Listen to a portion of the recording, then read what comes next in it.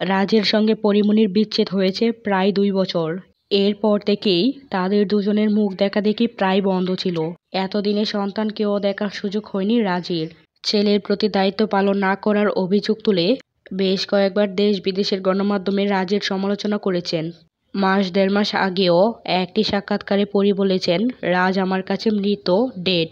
কিন্তু হঠাৎ করে তাদের দুজনকে ঘিরে দৃশ্যপট যেন পাল্টাচ্ছে, এমন খবরই জানিয়েছেন দেশের গণমাধ্যম। ঘনিষ্ঠ সূত্রের বরাত দিয়ে সংবাদ মাধ্যমটি বলেছেন, মাসখানেক হলো রাজ নাকি পরীর বাসায় যাতায়াত করছেন সন্তানকে দেখার জন্য।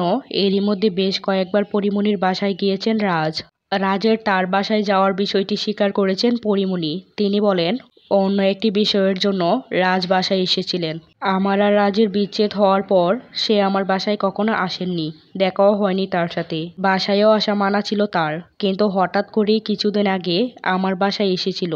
কিছু গুরুত্বপূর্ণ কাগজপত্র আমার বাসায় ছিল, এসে নিয়ে গেছে। বেশ অনেকক্ষণই ছিল, এলে তো আর বের করে দিতে পারি না। ছেলের সঙ্গে দেখা হয়েছিল কিনা জানতে চাইলে পরীমনি বলেন, হ্যাঁ দেখা তো হবেই, তারও তো সন্তান পূর্ণ।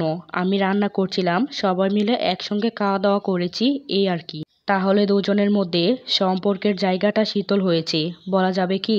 এমন প্রশ্নে পরীমনি বলেন, শীতলের কি আছে, আর শীতল তো হতেই পারতো, কিন্তু সেটা তো মেনটেন করেননি রাজ। ও বাচ্চাকে সময় দেয়নি, সন্তানের ভরণ পোষণের দায়িত্ব নেয়নি। শখ করেও কোনোদিন সন্তানকে খেলনা পর্যন্ত কিনে দিতে দেখলাম না। আমার মনে হয় সন্তানের মর্মই ও বোঝে না। পরীমনি আরও বলেন, কয়েকদিন তো দেখলাম রাজ পূর্ণকে কোলে নিতে চাইলে ওভাবে রাজকে বাবা হিসেবে চিনতে পারে না এখন। অথচ আগে রাজ ছাড়া পূর্ণ কিছুই বুঝতো না। সব কথার শেষ কথা, রাজের সাফল্যেও আমার কিছু যায় আসে না, ব্যর্থতাতেও নয়। সে তো আমার জীবনের অতীত, সে এখন আমার কাছে ঘৃণার পাত্র। ঘৃণা করলেও রাজকে সঠিকভাবে জীবনযাপনের পরামর্শ দিয়েছেন পরীমনি, কারণ সন্তানের বাবা হিসেবে তার কার্যকলাপের বিষয়টি সন্তানের উপর পড়ে। সম্প্রতি বেশ কয়েকটি অনুষ্ঠানে রাজপরীকে দেখা গেছে। এসব কারণে কেউ কেউ বলছে রাজের প্রতি পরীর মায়া তৈরি হয়েছে। এই বিষয়ে পরী বলেন, মায়া আছে বলেই তো বাসায় ঢুকতে দিয়েছি।